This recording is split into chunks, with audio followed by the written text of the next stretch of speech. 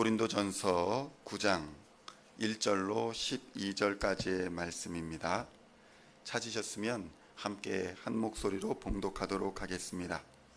내가 자유인이 아니냐, 사도가 아니냐, 예수 우리 주를 보지 못하였느냐, 주 안에서 행한 나의 일이 너희가 아니냐, 다른 사람에게는 내가 사도가 아닐지라도 너희에게는 사도이니 나의 사도됨을 주 안에서 인친 것이 너희라.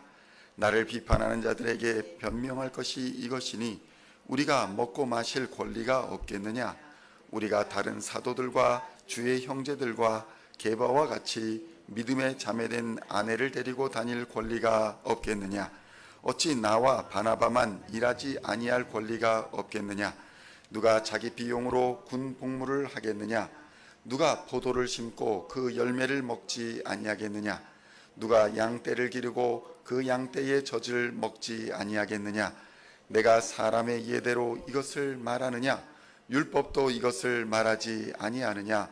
모세의 율법에 곡식을 밟아 떠는 소에게 망을 씌우지 말라 기록하였으니 하나님께서 어찌 소들을 위하여 염려하심이냐? 오로지 우리를 위하여 말씀하심이 아니냐? 과연 우리를 위하여 기록된 것이니 밭 가는 자는 소망을 가지고 갈며 곡식 떠는 자는 함께 얻을 소망을 가지고 떠는 것이라. 우리가 너희에게 신령한 것을 부렸은즉 너희의 육적인 것을 거두기로 과하다 하겠느냐? 다른 이들도 너희에게 이런 권리를 가졌거든 하물며 우리일까 보냐? 그러나 우리가 이 권리를 쓰지 아니하고 범사에 참는 것은 그리스도의 복음에 아무 장애가 없게 하려 함이로다. 아멘. 할렐루야. 오늘은 고린도전서 22번째 시간으로 고린도전서 9장 1절로 12절까지의 말씀을 본문으로 복음의 장애가 없게 하라 라는 제목으로 하나님의 말씀을 나누고자 합니다. 성도 여러분, 고린도 전서는 십자가의 복음을 전하기 위해 그리스도인이 마땅히 자신이 누려야 할 자유와 권리조차도 포기할 수 있어야 한다면 포기하여야 한다라고 권면하고 있습니다.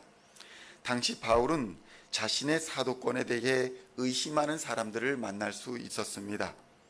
사실 이러한 바울에 대한 반응은 당시로서는 어쩌면 당연한 반응이었을지 모릅니다.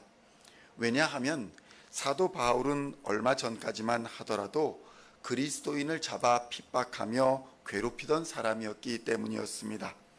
그런 사람이 갑자기 변화되었다며 전하는 예수 그리스도의 십자가 복음에 대하여 사람들은 다른 사도들과 비교하며 의문을 품을 수밖에 없었던 것입니다.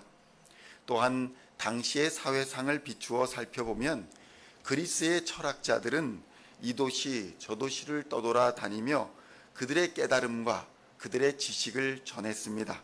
그리고 그들은 그들을 따르던 학생들로부터 많은 금전적인 대가를 받음으로써 부를 누리고 있었습니다.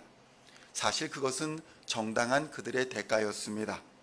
그러나 바울은 이러한 시대상 속에서 자신이 그러한 그리스 철학자들과 같은 취급을 받는 것을 매우 원치 않았습니다.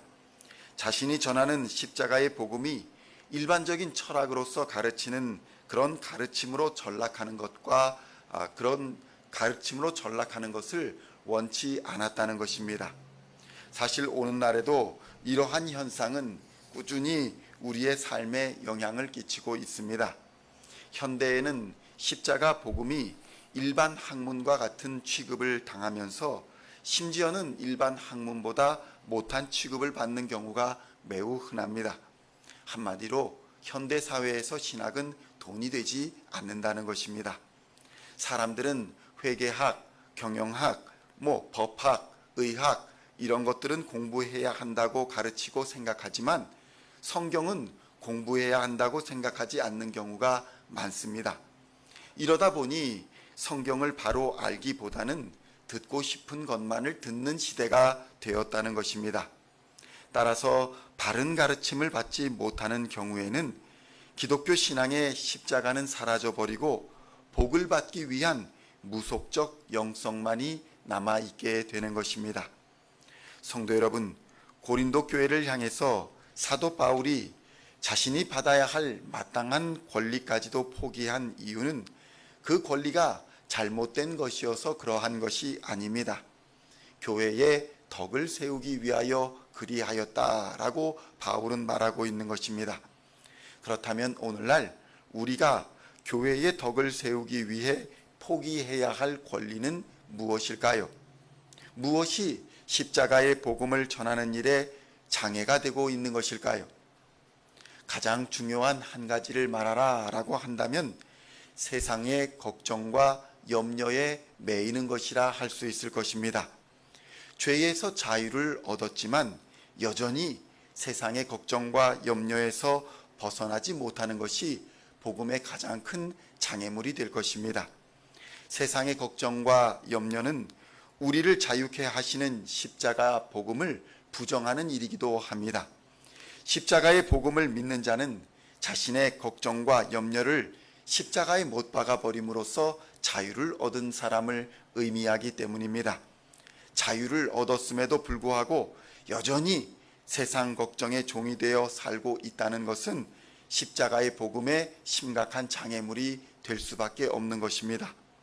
성도 여러분, 우리가 얻은 자유는 성령이 주시는 실제적인 자유입니다. 성령이 내주하시는 그러한 사람은 세상 일에 대하여 염려하거나 걱정하거나 두려워할 필요가 없는 것입니다. 이사야 41장 10절에서는 이렇게 증거합니다. 두려워하지 말라. 내가 너와 함께함이라. 놀라지 말라. 나는 내 하나님이 됨이라. 내가 너를 굳세게 하리라. 참으로 너를 도와주리라. 참으로 나의 의로운 손으로 너를 붙들리라. 아멘. 성도 여러분, 예수 그리스도의 십자가 복음은 우리로 하나님의 자녀가 되게 하며 성령님이 내주하시는 하나님의 전이 되게 하는 능력이 있습니다. 우리 안에 거하시는 하나님은 우리를 버리지도 아니하시고 우리를 떠나지도 아니하십니다. 하나님은 이미 아브라함과 야곱과 또 여호수아 같은 믿음의 사람들에게 이 약속을 주셨습니다. 이제 이 약속은 예수를 그리스도로 믿는 자들에게 유효하게 이어지고 있다는 것을 믿어야 할 것입니다. 히브리서 13장 5절로 6절에는 이렇게 약속합니다. 돈을 사랑하지 말고 있는 바를 족한 줄로 알라. 그가 친히 말씀하시기를 내가 결코 너희를 버리지 아니하고 너희를 떠나지 아니하리라 하셨느니라. 그러므로 우리가 담대히 말하되 주는 나를 돕는 이시니 내가 무서워하지 아니하겠노라. 사람이 내게 어찌하리요 하노라. 아멘. 그러므로 성도 여러분, 십자가는 모든 두려움과 염려에서 자유를 주시는 복된 소식임을 믿어야 합니다. 그리고 세상의 염려에 매여 죄에 매여 종노릇하는 이러한 것은 복음의 장애물임을 기억하고 주 안에서 참된 자유를 누릴 수 있어야 할 것입니다. 그리고 더불어 이러한 자유로 말미암아 방종하여 오히려 죄를 지을 기회로 삼지 말고 우리는 그리스도인 된 복음 전파의 의무와 책임을 다하는 그러한 기회로 우리의 자유를 삼아야 할 것입니다.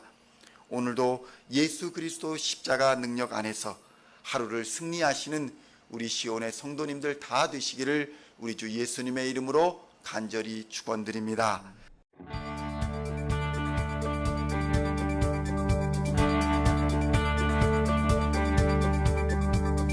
Singing songs of thy praise, we are coming to you, dancing before